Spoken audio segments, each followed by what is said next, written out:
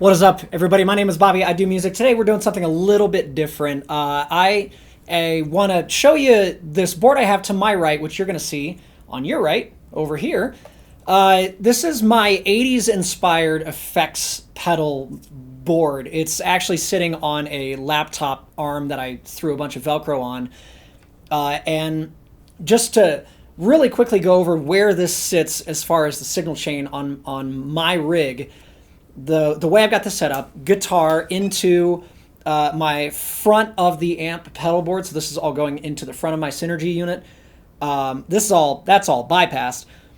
That goes to the Synergy, which then goes to my Torpedo Live with the same Mesa 4x12 that you hear on all of my stuff. And then after the Torpedo Live is where all of this stuff lives. And the way I have that set up, it's a little janky, but it works. We go line out of the Torpedo into a Reamp box that takes it back down to instrument level, and it goes through all of this, comes out of the last pedal stereo into a couple of DI boxes, takes it from instrument back to line level, or mic level, I think. Either way, it gets it at the right level for my recording interface and for y'all to hear. So it sits after the amp, after the two notes, before it hits everything. And this is, if you've watched any of my videos before, if you've heard a little bit of delay and reverb on some of those, this is that sideboard.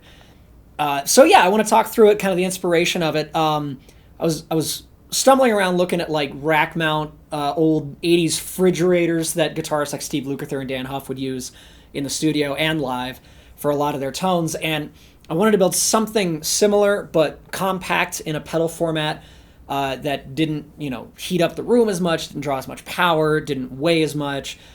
And I kind of pieced this thing together. I'd already had a few pieces of it, and then I had to buy a few more other things. But nobody's sponsoring this. I'm not sponsored by anyone yet. So, yeah, I want to talk about that. For starters, I'm going to go to, I've got the Friedman BEBB module loaded up, which is my favorite clean tone. Video on that module over here. And I want to go through kind of how I have it set up for clean stuff. I mean, really, I use a lot of the same settings for both clean and dirty stuff. But we'll start clean, and I'm going to turn everything off, and then we'll kind of run through the signal chain and how I approach everything and like what everything is used for, and when I would or when I wouldn't use these sorts of things. This hopefully to give you an idea or some inspiration. Maybe you want to do something similar with your setup. So yeah, out of the Torpedo Live, we go mono into the Keeley GC2, which does sort of a DBX 160 sort of thing. It's a studio rack compressor, and it's got this really snappy sort of quality to it. I'll show you what that sounds like on its own. So here's our clean tone, the BEBB. Missed one. Ah.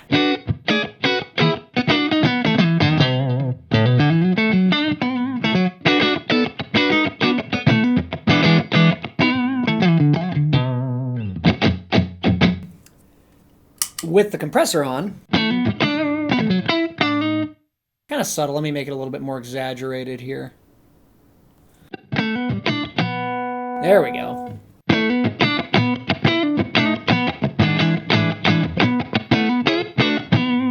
So that's a very heavy-handed example of what it does. It's got this squishy, kind of plucky sort of thing that I really like. I like it a lot, honestly, for like funk guitar parts. Let's see if I can get this dialed in.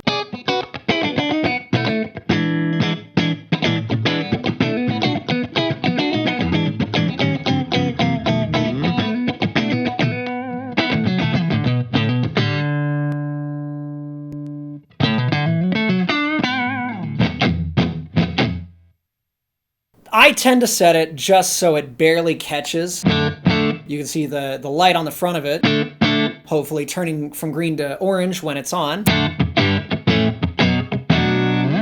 you might be thinking, how is that different from compressing, putting a compressor pedal on the front of the board? Well, you're compressing after the amp, which is not affecting how the guitar is hitting the amp in the first place. If I turn on my ego compressor here,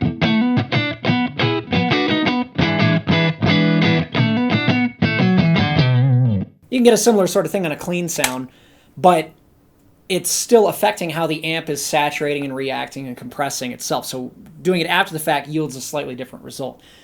Also, I like toys. This is an excuse to show off my toys. So happy. So after the compressor, I'm going to leave it bypass for now. I've got a ParaEQ, which is sort of, I don't use it a ton, but it's really just kind of a final tone shaper.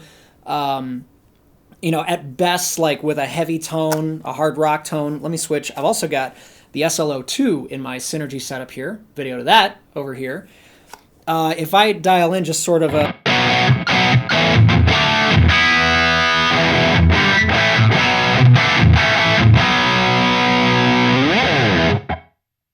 let's say, maybe I don't want it so bright.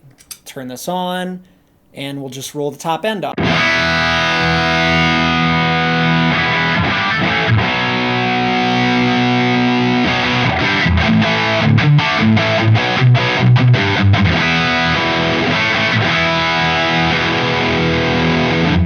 And I'm rolling off a little bit of low end already too. We can take out some mid.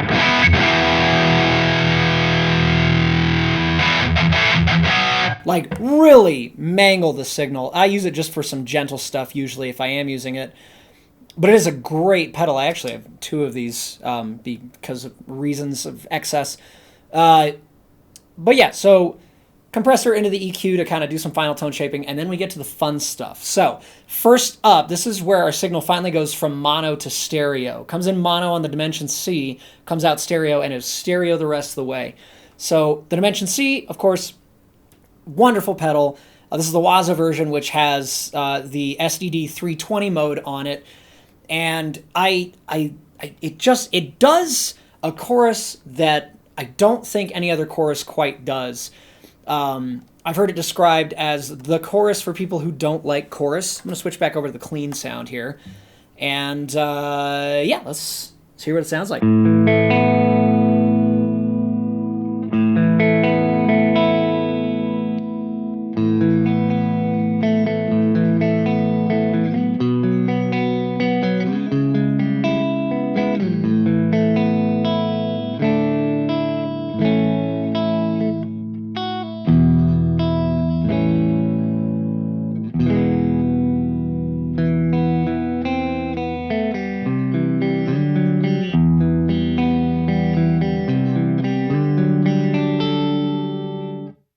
Now, I tend to leave it on mode 4 occasionally. You can press 2 of these together at the same time to combine them.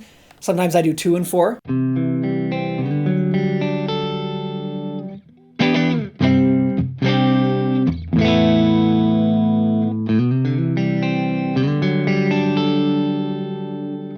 And, we'll go through each mode here really quick.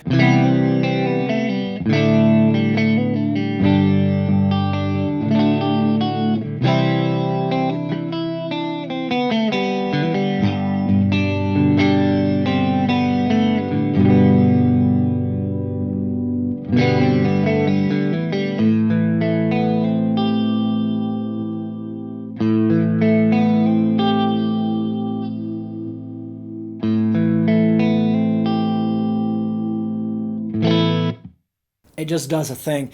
It does have the standard mode as well, which I don't use a ton.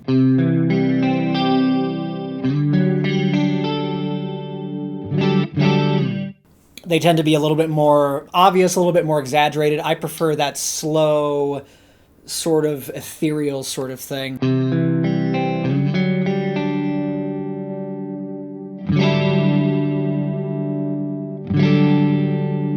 It's just a little bit more gentle on the SDD 320 mode.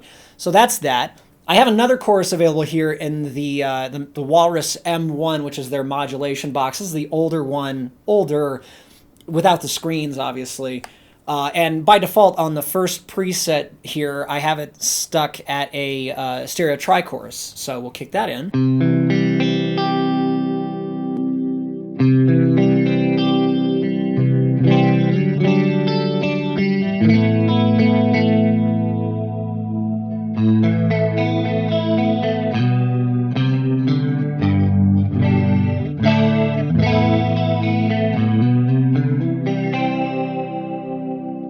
It's got a zillion other effects on it. I occasionally use the rotary and the the trem on there, but for today's purposes, we're sticking with the tri-stereo chorus. Take that out, and after that, we've got the MicroPitch delay from Eventide, which I bought only for the MicroPitch patch 1, preset 1, which is, I think, 9 cents up on one side, 9 cents down on the other side, a slight delay. And it sounds like a fixed chorus, so it doesn't do the swirly vibrato thing. It just stays in one spot. I basically took the first preset on this thing and ran the mix from full down to about half. So that sounds like this.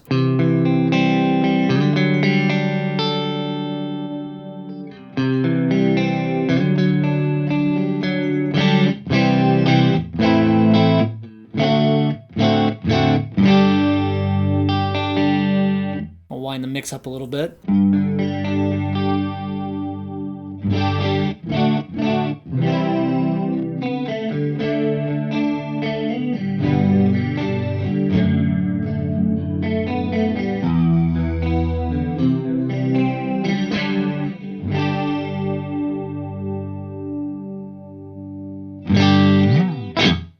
And then after that, we've got the Walrus D1 and R1 delay and reverb, which I use for all sorts of different delays and reverbs. I have 3 presets I tend to use the most. What you hear most of the time on my demos is what I have set up at preset B, which is just a short slap. Short, 1 repeat, very soft, very subtle. And then the delay, the reverb is just a, I think it's just a hall, actually. And a very subtle one at that. It's a little bit more noticeable with the delay in because it's reverbing not only the clean sound, but the delay as well.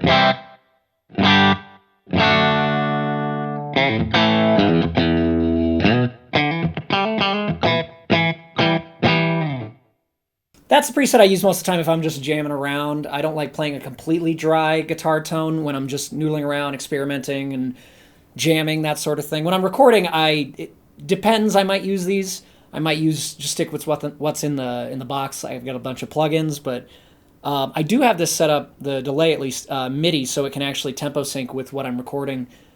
So it'll automatically lock to whatever tempo I have the session at, but the other things I like to use, actually we'll go to preset C because that's the fun one. C on both of these I have set up for more of an ambient sort of thing.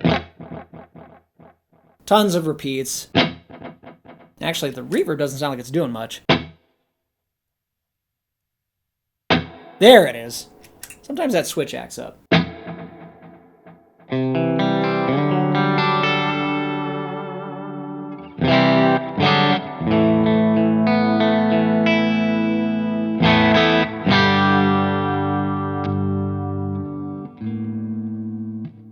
Makes me want to like...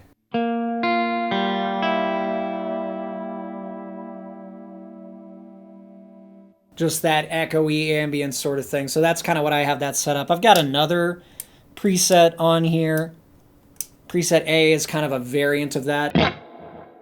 The delay is a lot less obvious. The reverb is a little shorter. So you get...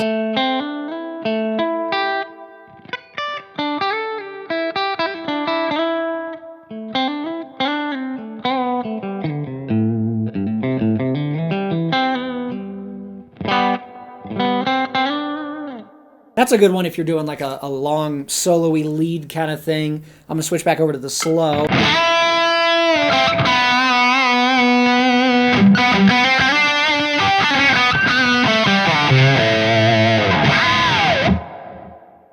Just kind of stays out of the way but still adds some vibes. So that's a quick rundown of the board. Let's explore some sounds.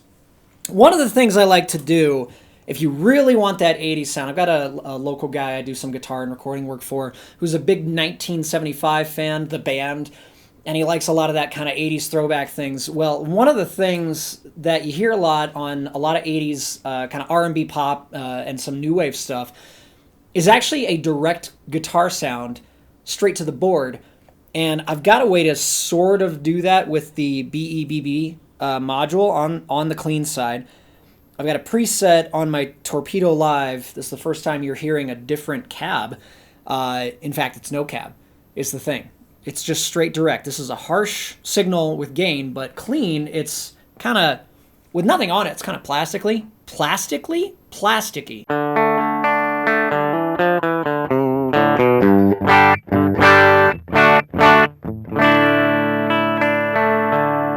And those of you listening on good speakers or headphones might hear this really high kind of digital hissy thing coming in. So that's where the ParaEQ comes in.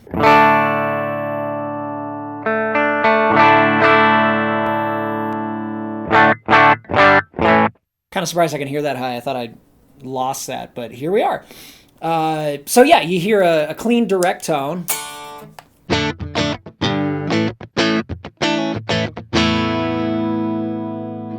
I'm going to butcher a song here. There it is.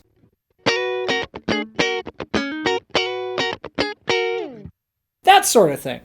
Add a little compression to it. And it kind of pushes itself forward a little bit. It makes it a little bit more percussive. You add the Dimension-C on there.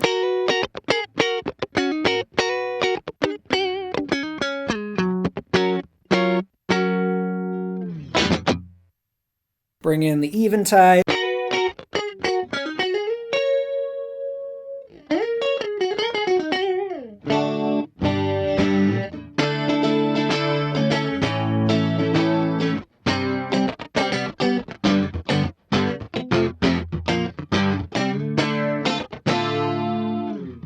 And we're getting somewhere. You add, I'm going to go back to that stupid ambient preset C here.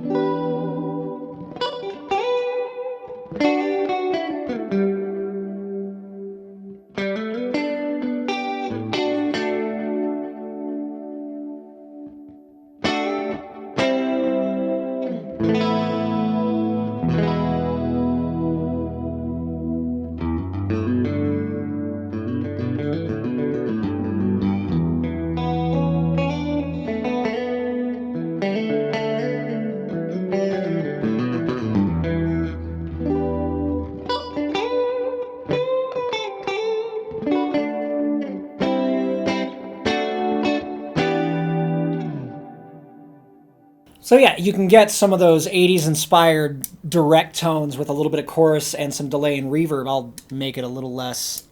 Actually, we'll keep the long delay, but do the shorter reverb.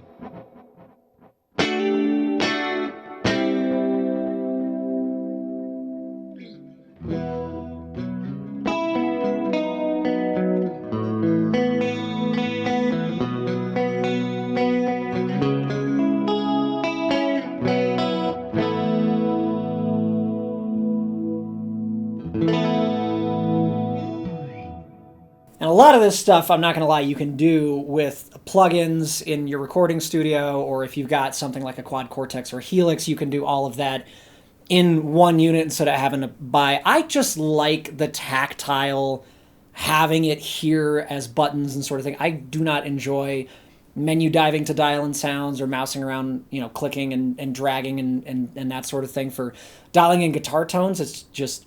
it's the one spot where I'm old school. I got nothing against the way those things sound. They especially the newer stuff that's coming out, sounds amazing. This honestly is just a workflow. What's the word? Preference is the word I'm looking for.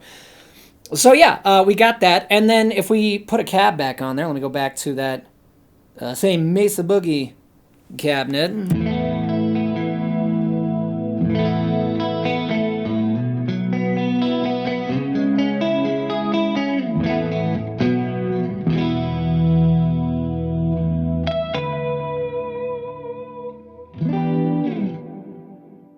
So yeah, I mean, the layout is pretty much the same. The only thing I don't have here is stereo. I'm sorry, it is stereo. I don't have wet, dry, wet. That's someday. Someday I will do that. I have it worked out in my head, I think, how I want to do it. It's just a matter of the cable management, making new cables, and making everything work and fit and still be accessible for me. I like to have my hands, everything ready and available to go here. So the other thing I'll really show, I did a kind of a quick demonstration of it in the video I did on the SLO II.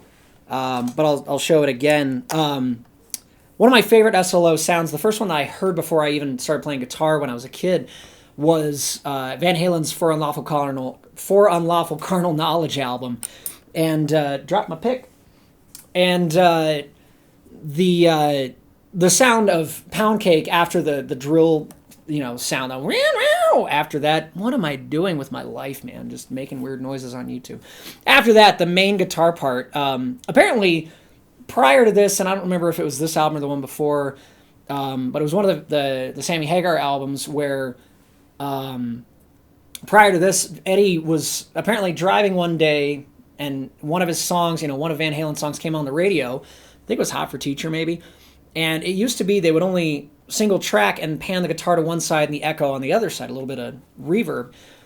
And apparently he hated the sound of that, but he didn't like the idea of double tracking. He wanted to keep the live one guitar off the floor sort of vibe. And so they went with an Eventide MicroPitch, the H3000, big rack unit, classic thing. Eventide, thankfully, put that into this pedal. Just that sound. That's all I wanted was the delay. So we go without. Let me dial some gain out here so it's not so overwhelming.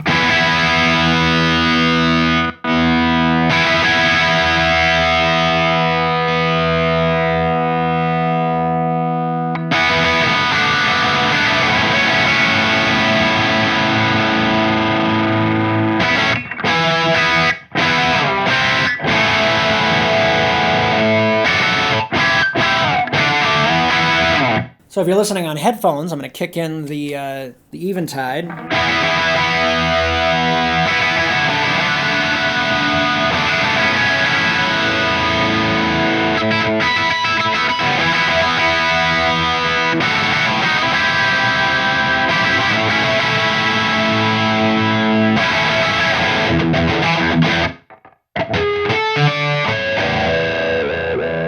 Bring in a little bit of reverb there, maybe a little bit of delay, a little more gain.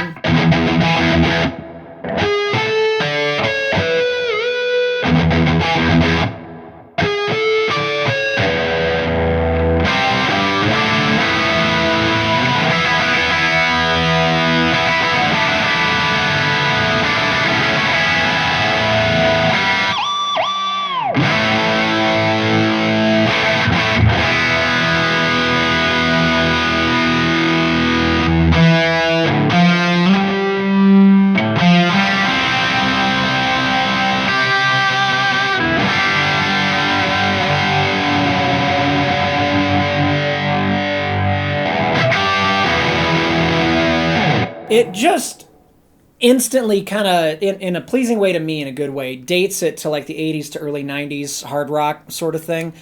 I love that sort of thing. So yeah, this has been my board. I'll tell you what, let's mess around with the, tell you what, what's stupid fun is putting the Dimension into the tri-chorus into the MicroPitch. I'm going to go back to the clean tone, and we get some swirly babes. So, some swirly babes?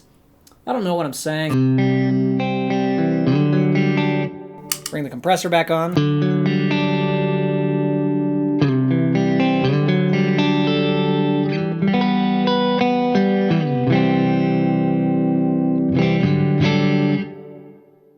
Kick everything on.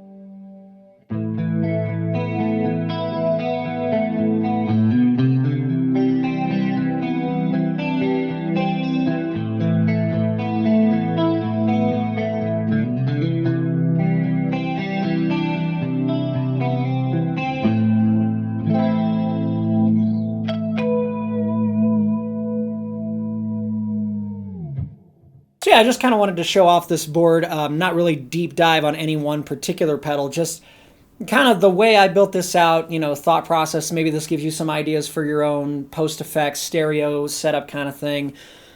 And yeah, none of this is hard and fast. None of this is hard to get. Some of it's a little expensive for pedals. I know the Empress and the Mako stuff is a little on the pricier side. I don't remember how much the MicroPitch was. I know the Dimension is pricey for a Boss pedal, but I think it's still like, I think it's around 250 bucks US. So, and then the Keeley is, I mean, that's affordable, and this thing's awesome. But yeah, that's my setup for my stereo post effects. Having it around, honestly, more than anything, it's just inspiring to have. For the longest time, I've been just plugging in. I play, you know, I've played through amps and stuff, but most of the time now, my electric playing is in the studio, and it's coming out of my stereo speakers, which are here in relation to me. And I'm not playing through an actual cab, an actual amp, you know, with a power amp. You know, I'm not moving air. I'm not pushing 90 to 100 decibels. And I, you know, built this rig out, and I had all these drives and boosts and whatnot, but I got a little tired of just playing a dry, you know, no frills signal into the box and then adding into the box recording and then adding effects afterward. That is super uninspiring. And even if I go to like a, you know, like a rock tone, kick on a boost here.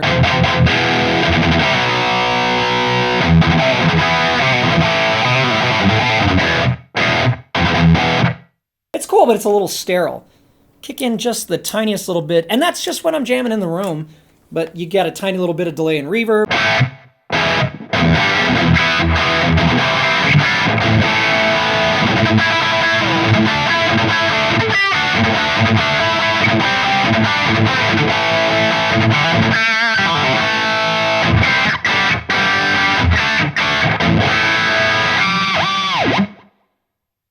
It's just fun, man. It just makes guitar playing more satisfying. Go with the choruses.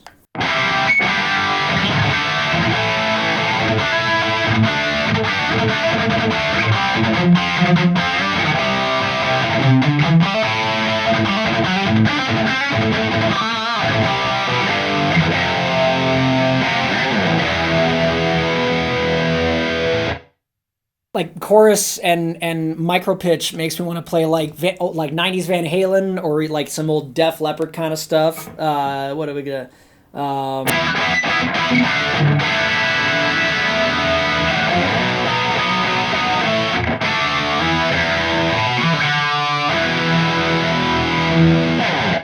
Just inspiring, just you know, idea generation. It's more gratifying to play. It's less sterile, while still making it all work with my studio environment. So yeah, just showing off the toys and giving you some ideas, hopefully. My name is Bobby. I appreciate you guys so much.